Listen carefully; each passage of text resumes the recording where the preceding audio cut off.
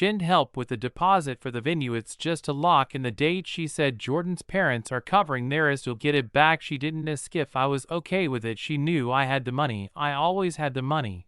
And like a fool I wired her $8,000 that same night. Then came the catering, a last minute change. Apparently the initial vendor was elevated enough. She called me at 10 p.m. crying, saying Jordan's mom had threatened to move the whole thing to a country club if the food didn't match their standards. I covered the difference, another $1 for $500, then the photographer, then the florist, then the audio setup for the ceremony, something about string quartets needing special mics. Piece by piece the wedding started to look more like a royal gala than anything Emily could have dreamed up on her own, and I kept paying. I didn't even question it until I caught Mom bragging on a family group call.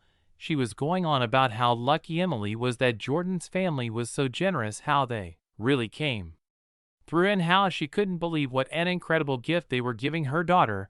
I waited for someone to mention me name. They didn't. I said nothing. The silence became a pattern. I wasn't invited to the tasting or the dress fitting or the rehearsal dinner. Plans when I asked, Mom gave me vague answer. So it's just for the immediate family, she said once. Another time you wouldn't enjoy these things, Adrian. It's all frilly nonsense. I told myself I didn't care. I wasn't in it for the praise, but still it stung. Then 2 weeks before the wedding, I got a text, not a call, not a conversation, just a flat clinical message from my mom. You're not coming to the wedding. Emily's in-laws think it's best if you sit this one out. No hard feelings. I stared at my phone for a full minute before it registered.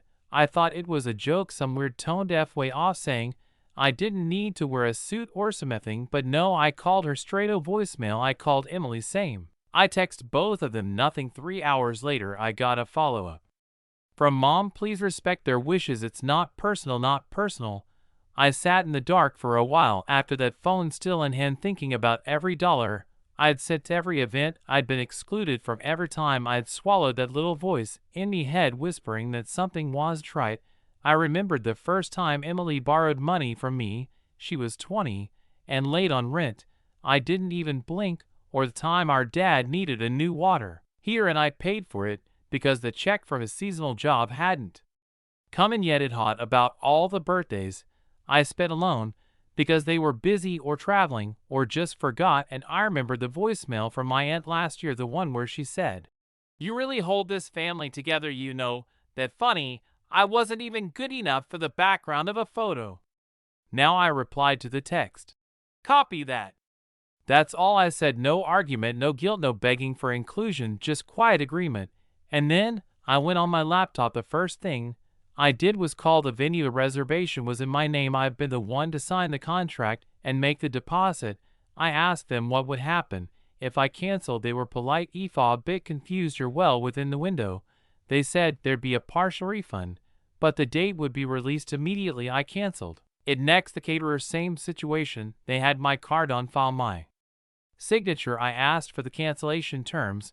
I got a partial refund there. 2 photographer gone, stone florist. They were actually relieved. Apparently Emily had been tweaking the arrangements every other day, and they were starting to lose patience. By the time I was finished, everything they thought was locked in had vanished, but I didn't tell them. I didn't say a word. I just let the silence stretch. A few days passed, then a week. The wedding was set for Saturday. I knew they'd find out eventually, just not for me.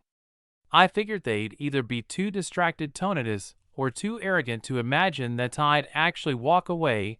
That's the thing about